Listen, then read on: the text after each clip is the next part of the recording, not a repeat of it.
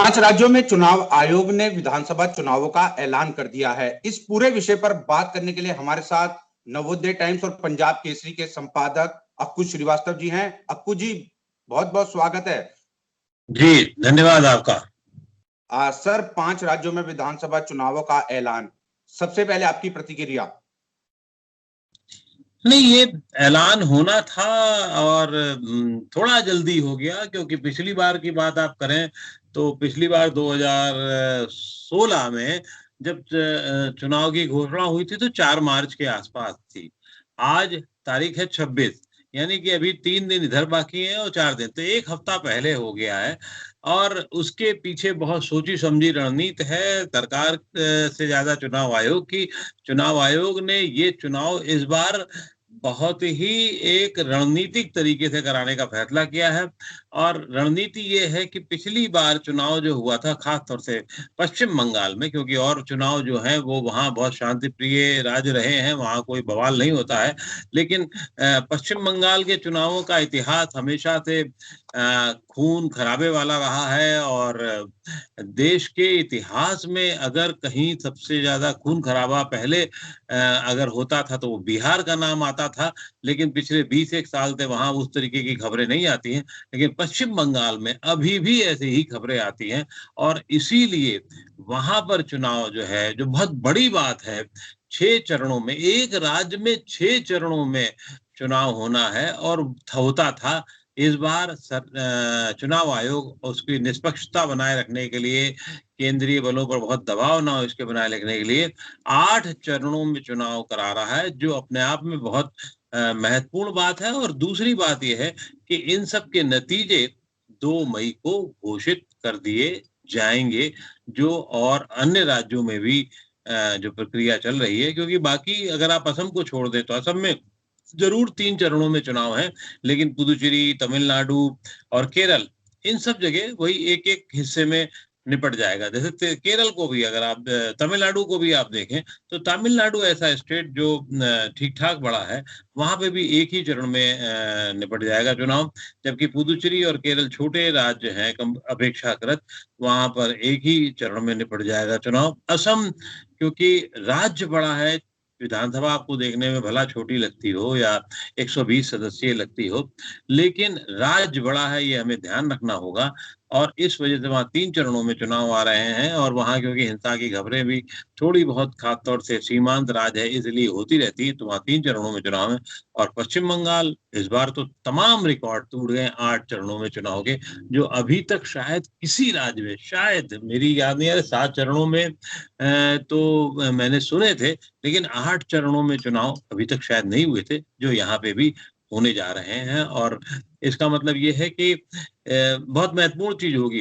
अब इसके बाद से ममता बनर्जी का, टीएमसी की ममता बनर्जी का बयान आना शुरू हो जाएगा कि चुनाव आयोग बहुत गलत कर रहा है और बहुत बुरा हाल है, वो केंद्रीय दलों के दबाव में है, वो ये बयान देंगी कि वो केंद्र सरकार के दबाव में है, ये भी बयान आएगा। और बीजेपी मुस्कुराहट के साथ में आगे बढ़ेगी, कहेगी हमें निष्पक्ष चुनाव कराने हैं, इसलिए ऐसा कराया जा रहा है।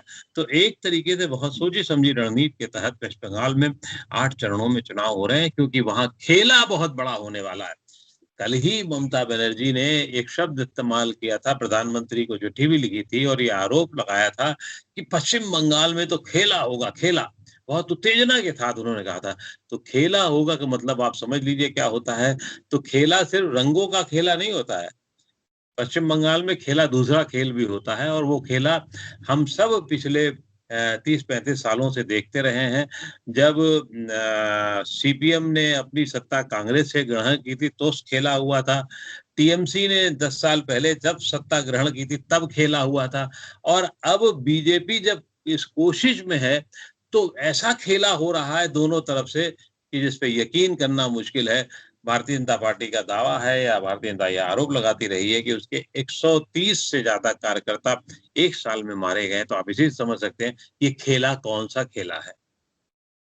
अक्कू जी, एक चीज मैं समझना भी चाहूंगा आपसे, क्योंकि कोरोना काल का ये समय चल रहा है, ऐसे में चुनाव आयोग के लिए कितनी बड़ी चुनौती होगी, क्योंकि कोरोना काल का समय चल रहा है और लगातार केसेस बढ़ते भी जा रहे हैं। देखिए, 2 चीजें समझ लीजिए।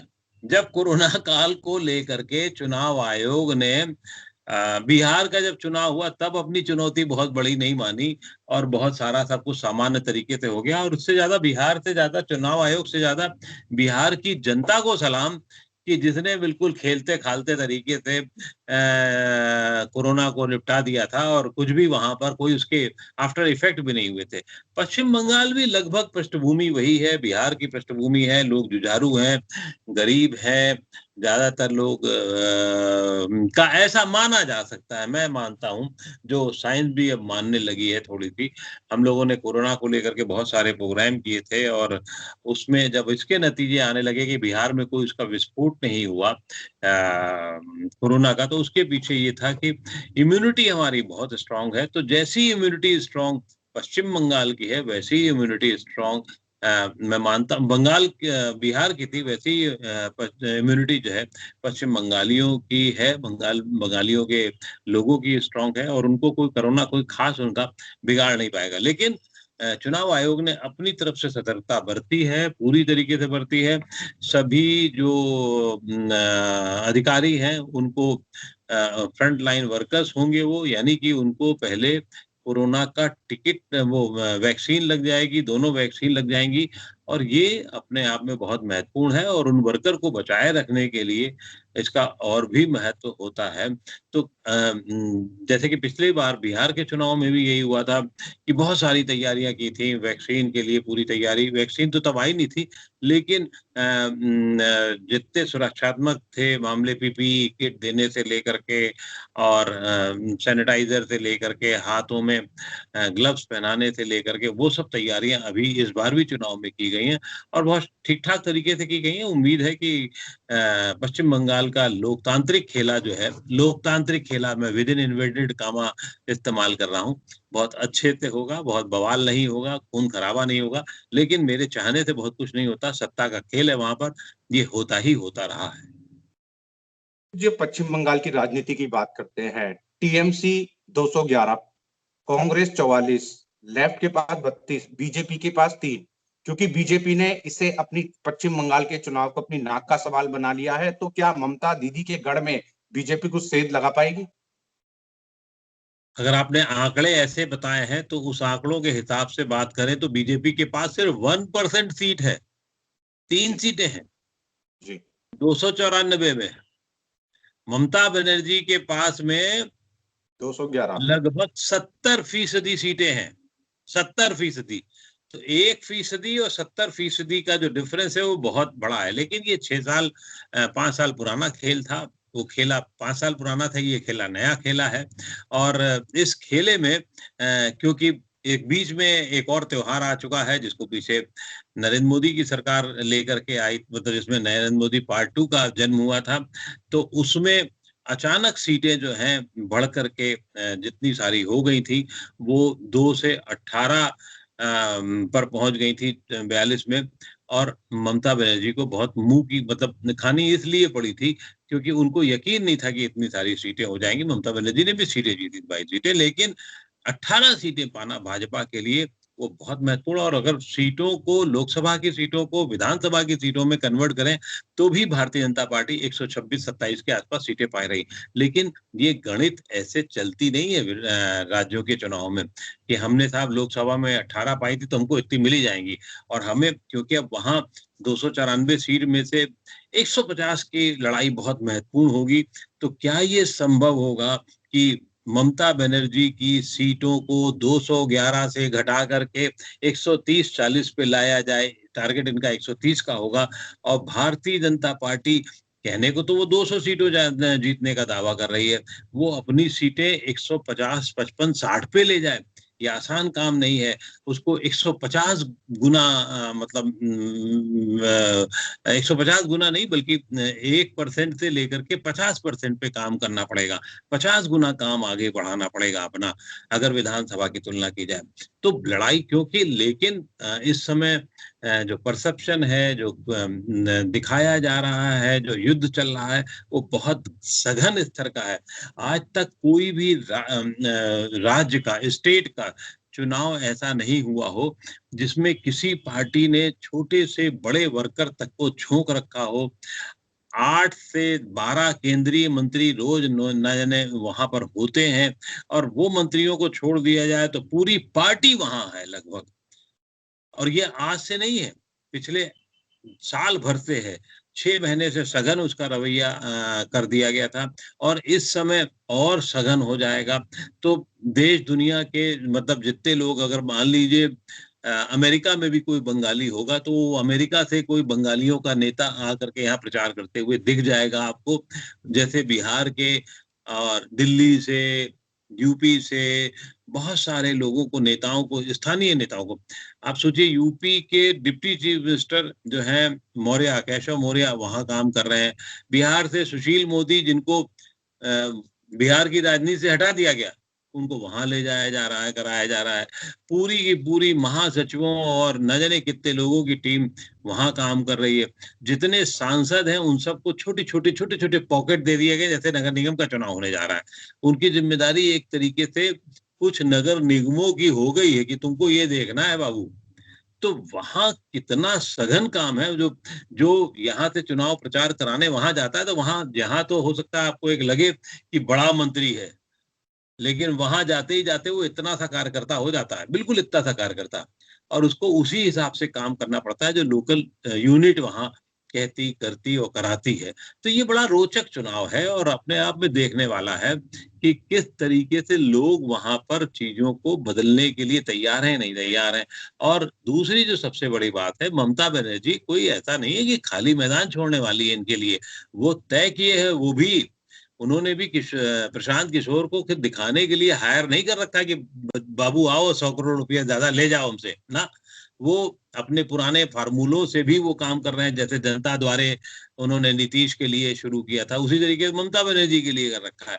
कुछ फ्रेजेस वो इस्तेमाल करने में, गढ़ने में माहिर रहती हैं, वो काम कर रहे हैं।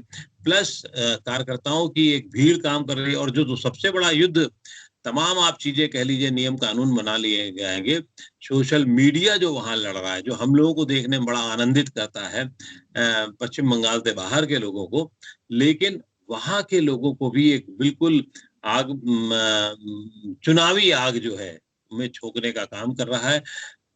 कोई कुछ नहीं कह सकता कि क्या होगा, लेकिन जमीन पे जो क्रम चल रहा है वो अलग तरीके का है। ममता बनर्जी ने अभी हाल में ही 5 रुपए में खाना खिलाना शुरू कर दिया है, और बातें करना शुरू कर दी हैं। हिंदू मुसलमान का राग बहुत बड़े लेवल पे वहां चलने लगेगा। समीकरण कैसे होते हैं, इस पर ज्यादा बात आके टिकेगी। बंगाल पर एक और चीज, पश्चिम बंगाल पर लेफ्ट पार्टियों का क्या रोल रहने वाला है इस बार? क्या लेफ्ट जो है वो 32 से कुछ सीटें बढ़ पाएंगी? क्योंकि लेफ्ट का अपना बोलबाला है। साथ ही साथ जो टीएमसी के कई बड़े नेता हैं उन्हें बीजेपी ने तोड़ लिया है, उसका टीएमसी को कितना नुकसान होगा या ममता बनर्जी को? देखिए, ये जो मैंने अभी आखिरी शब्द कहा था आपको कि समीकरण क्या रहने वाला, ये बहुत महत्वपूर्ण है। तो उसमें लेफ्ट का भी समीकरण, या कांग्रेस का, कांग्रेस के नेता अभी तक हमारे यहाँ पुदुचेरी जा रहे थे, तमिलनाडु जा रहे हैं, जहां उनको कुछ संभावनाएं थोड़ी बहुत दिख रही हैं, बड़े बड़े नेता जितने भी हैं, लेकिन वो पश्चिम बंगाल नहीं जा रहे हैं। क्यों? क्योंकि उन्हें पता है कि पश्चिम बंगाल में बहुत सारा उन्हें कुछ हासिल नहीं होने जा रहा, जबकि ऐसा नहीं है। पश्चिम बंगाल में कांग्रेस का एक वोट बैंक है, और उसे अगर ठीक से सहेजे रखा जाए तो वो चाहे 6% ही हो, वो उसको काम कर सकता है उनके लिए। पिछली बार चुनाव में 44 सीटें आई थी। वामपंथियों की जो सीटें थी वो भी कम नहीं थी, 26 के आसपास थी। तो अब लेकिन उनका लगातार क्षरण ही हो रहा है। भारतीय जनता पार्टी सीटें कहाँ से पाएगी? भारतीय जनता पार्टी सीटें तो यहीं से पाएगी ना, पश्चिम बंगाल में जो पाएगी वो सीपीएम, सीपीआई और कांग्रेस की तो खींचेगी ज्यादातर। तो उनकी सीटें खींचने के बाद फिर वो ममता बनर्जी पे भी नजर रखेगी। भारतीय जनता पार्टी ने अपना फोकस उन कमजोर सीटों पे रखा है जो सीपीआई, सीपीएम और कांग्रेस की थी। प्लस बात का फोकस जो है वो उन्होंने रखा है टीएमसी का, ममता दी की सीटों का। तो इसीलिए वहां के नेताओं को खूब बुलाया जा रहा है, उनका स्वागत किया जा रहा है। सीपीएम और कांग्रेस के नेताओं का उतना स्वागत नहीं हो रहा है। क्यों? क्योंकि परसेप्शन, जो दिमाग में आपकी छवि बनेगी, उसके लिए उन्होंने ये फैसला किया कि इनको टीएमसी के नेताओं को लाया जाए और एक बड़ी छवि बनाई जाए। इसीलिए अधिकारी ब्रदर्स को लिया गया, शुभेंदु अधिकारी और लोगों को, और सबसे बड़ा चेहरा जो दिनेश त्रिवेदी, जो पुराने रेल मंत्री थे, उनको टीएमसी से मुक्त करा लिया गया है। और वो भारतीय जनता पार्टी में भी औपचारिक रूप से नहीं आए हों, लेकिन निश्चित रूप से वो काम तो भारतीय जनता पार्टी के लिए ही करेंगे, और तो कोई जगह है नहीं। और जिस तरीके से वो उनकी बातचीत है, बयान है, उससे निश्चित रूप से लगता है कि वो भारतीय जनता पार्टी के लिए काम करेंगे। और दूसरी जो सबसे बड़ी चीज़ है, जो समीकरण और काम करेंगे, जैसे ओबीसी फैक्टर क्या काम करेगा? ओबीसी वहाँ कितना काम कर सकते हैं? ओबीसी जितना काम करेंगे, वो अपना काम कितना कर पाएँ, ना कर पाएँ, ममता का काम बिगाड़ेंगे, और ममता का काम बिगाड़ेंगे तो भारतीय जनता पार्टी का फ़ायदा होगा। तो वो मतलब लड़ाई जो है, वो शतरंजी लड़ाई होगी, जिसमें आपको 4 घर आगे देख कर के काम करना होगा। भारतीय जनता पार्टी से ज़्यादा भारतीय जनता पार्टी के प्यादे के रूप में जो लोग होंगे, वो कितनी बड़ी लड़ाई लड़ते हैं, जिससे भारतीय जनता पार्टी अपने घोड़े का इस्तेमाल कर सके, अपने हाथी का इस्तेमाल कर सके और ममता जी को चित करने की कोशिश करे। लेकिन ममता जी कतई नहीं माना जाना चाहिए कि वो कमज़ोर खिलाड़ी हैं, वो बहुत मजबूत खिलाड़ी हैं, और वो कोई भी कोशिश, अकेला चेहरा है, बंगाली चेहरा है, बंगाली अस्मिता की बात करती हैं, तो वो कहीं से भी कमज़ोर नहीं है। और अगर वो सत्ता में रह जाएँ, तो इस पे भी कोई आपको बहुत आश्चर्य नहीं करना चाहिए। लेकिन भारतीय जनता पार्टी जिस 1% से लड़ने की शिद्दत जो उसमें है, वो किसी में नहीं दिख रही है, क्योंकि अभी तो वो 1% सीटें उसके पास हैं, और उसे कम से कम 50 गुना आगे छलांग मारनी पड़ेगी। तो उसकी छलांग, ये जो सामूहिक छलांग है, नरेंद्र मोदी, अमित शाह वगैरह-वगैरह, नड्डा साहब, ये सब जो है एक साथ, मतलब जब दूर से दौड़ के आएँगे, और जो लंबी दौड़ का जो जो वो देखा होगा गाँव देहात में, जो लंबी ऊँची दौड़ होती है, वो 50 फुट ऊँची है। उसको सब लोग पार करके ऊपर कैसे कूदेंगे, ये एक बहुत बड़ा सवाल है, और बहुत रोचक सवाल है। देखना होगा कि जो अगल-बगल लोग उस खेल राउंड में खड़े हैं, देख रहे हैं, वो कितना हू करते हैं, ताकि वो ये तिगड़ी जो है इन 3 नेताओं की, इतनी ऊँची कूद कर ले कि 50 गुना ऊँचा कूदे और फिर नीचे ज़मीन पे आए। बहुत मुश्किल काम है, लेकिन इस उम्र में भी ये लोग इतना ऊँचा कूद रहे हैं, ये एक बड़ी बात है। अब चलिए असम की बात कर लेते हैं। असम में क्या लगता है, बीजेपी फिर से सरकार में वापसी पा लेगी या कांग्रेस के कुछ चांसेस बढ़ेंगे?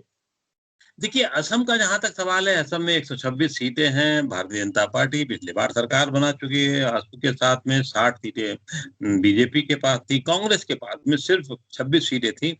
लेकिन वहाँ कई और स्थानीय गणित काम कर रहे हैं, वहाँ एनआरसी काम करेगा, क्योंकि वहाँ लागू भी सीएए जो है लागू करने की बात हो गई है, वो तो प्रोसेस में आ गया है पूरा, अकेला ऐसा राज्य है।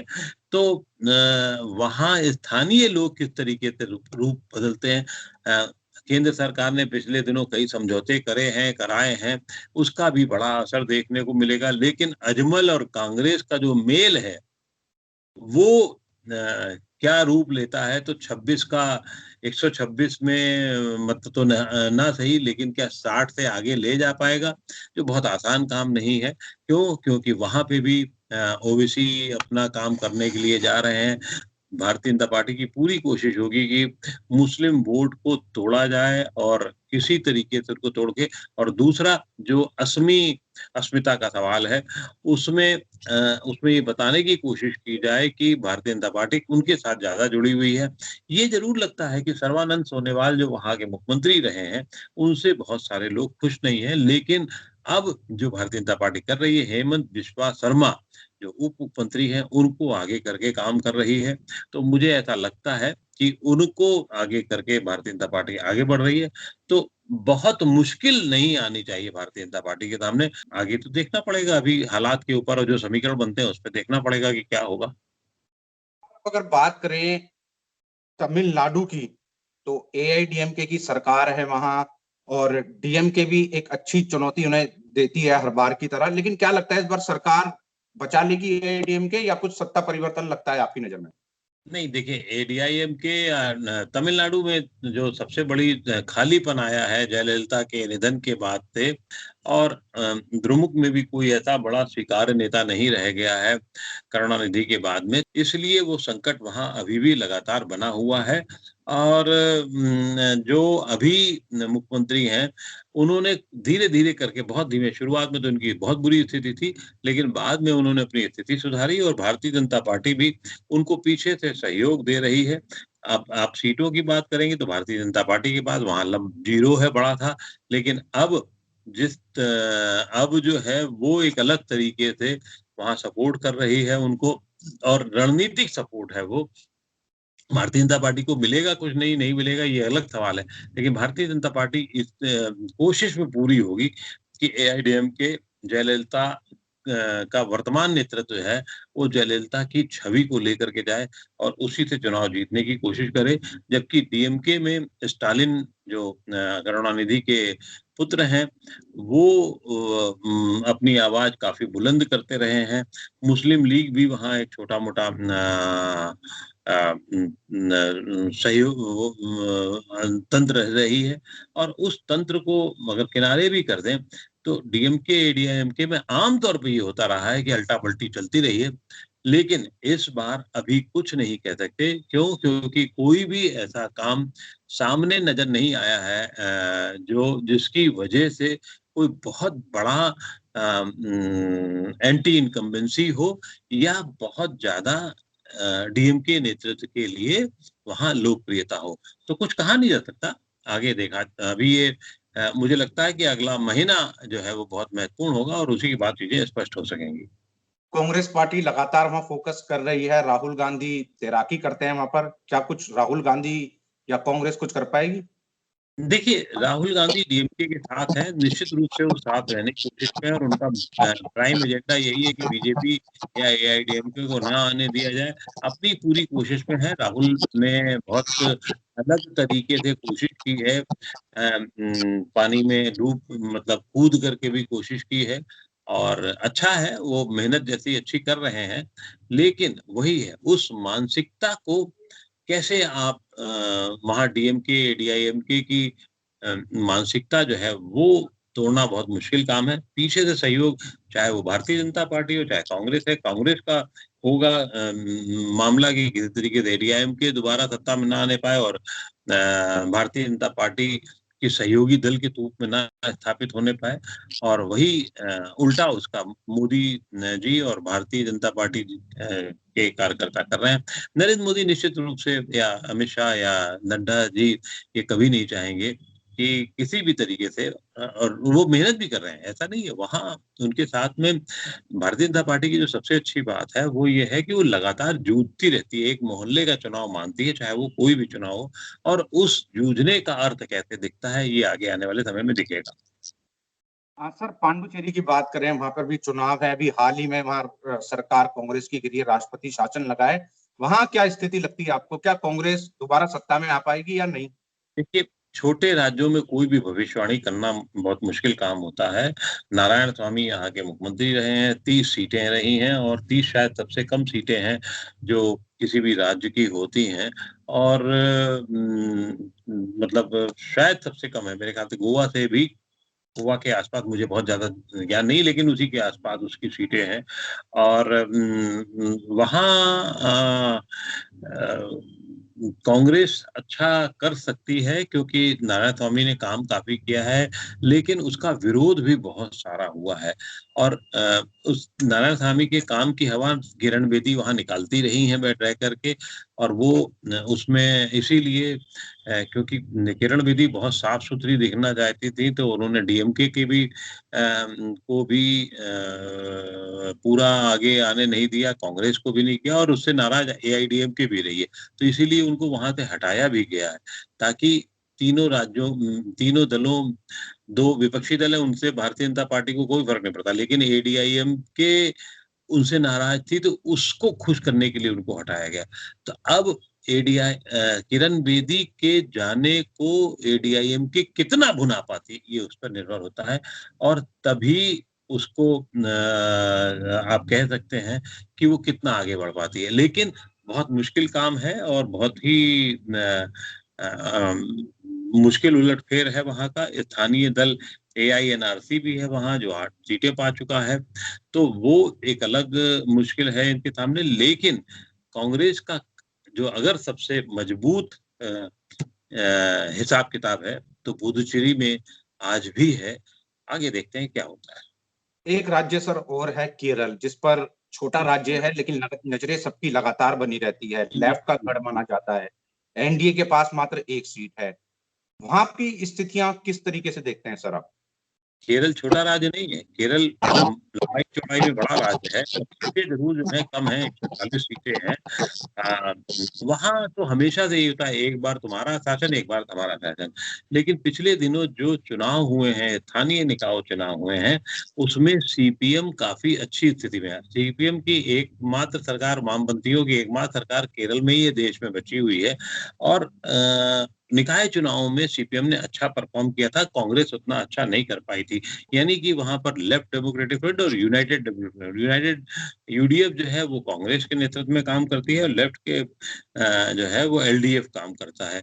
तो एलडीएफ अभी भी काफी मजबूत स्थिति में है। इसका मतलब वहां जितना बड़ा काम होना चाहिए वो नहीं हुआ। वायनाड से राहुल गांधी के जीतने के बाद भी उतना बड़ा असर नहीं दिखा जितना होना चाहिए था। और शायद राहुल ने जो जो तीर चलाया था उत्तर भारतीयों और दक्षिण भारतीयों का, और उनके तीर से उत्तर भारतीय जरूर घायल हुए, लेकिन क्या उनके तीर से केरलवासी खुश हुए होंगे, ये देखना होगा। और ये तभी संभव है जब आप उत्तर दक्षिण की वहां पर थोड़ी तीर जो है वो बढ़ाने की कोशिश करेंगे। तो उन्होंने अपनी कोशिश की है। कितना असर पड़ता है, अगर वो काम कर गया तो बात दूसरी है, अदरवाइज बहुत आसान नहीं है। खास तौर से जो अभी हाल के चुनाव हुए थे कुछ महीने पहले, उसको देखते हुए तो कतई नहीं लगता कि केरल में बदलाव होगा। लेकिन वहां की परंपरा, वहां की सब परंपरा शुरू से अब तक यही रही है, एक बार को छोड़ करके, शायद एक ही बार हुआ है, शायद वो भी जब उल्टा पलटी नहीं हुई, लेकिन बाकी हमेशा उल्टा पलटी आजादी के बाद से होती रही। एक आखिरी सवाल मेरा सर आपसे, आपने अपना कीमती समय निकाला और पूरे विस्तार से आप बता रहे हैं, जो किसान आंदोलन है उसका इन चुनावों पर क्या असर पड़ सकता है? कुछ बीजेपी के लिए कुछ सेटबैक? नहीं, ये जितने राज्य हैं यहाँ चुनाव आंदोलन का, किसान आंदोलन का कोई असर नहीं है, क्योंकि किसान आंदोलन के कोई भी नेतृत्व, यहाँ का कोई नेतृत्व दिल्ली में या और जगह दिखा नहीं है। वहाँ उस पर डिस्कोर्स भी नहीं होता है, वहाँ बातचीत भी नहीं हो रही है उसकी। तो इसलिए मुझे नहीं लगता कि इसका कोई बहुत असर पड़ने जा रहा है वहां पर। राकेश टिकैत ने कहा था ना कि मैं बंगाल जाऊंगा, वहां के किसान परेशान है। राकेश टिकैत तो बहुत कुछ कह रहे हैं। राकेश टिकैत तो ये भी कह रहे हैं इस समय कि साहब तभी आंदोलन खत्म होगा जब 1 तोला सोना की कीमत और 3 क्विंटल गेहूं के बराबर होगी। आपने सुना है कि नहीं सुना? ये राकेश टिकैत का ही बयान है। तो यानी कि 50,000 रुपए तोला अगर सोना मान लिया जाए, 10 ग्राम तोला भी नहीं, 10 ग्राम, और वो कह रहे हैं 17,000 रुपए की बोरी, 117,000 की बोरी, 170 रुपए किलो गेहूं, ये संभव है? तो राकेश टिकैत बहुत कुछ कह रहे हैं, अच्छा है, वो कर रहे हैं, चुनावी काम कर रहे हैं, लेकिन वो मुझे नहीं लगता कि बहुत सारा आगे बढ़ पाएगा। बहुत बहुत धन्यवाद सर, आपने अपना कीमती समय, आपने शुक्रिया। सुना नवोदय टाइम और पंजाब केसरी के संपादक अक्कू श्रीवास्तव को, जिन्होंने विस्तार से बताया कि कैसी परिस्थिति रहेगी और खासकर जो नजर रहेगी वो पश्चिम बंगाल के चुनाव पर रहेंगी। बहुत बहुत धन्यवाद सर। शुक्रिया।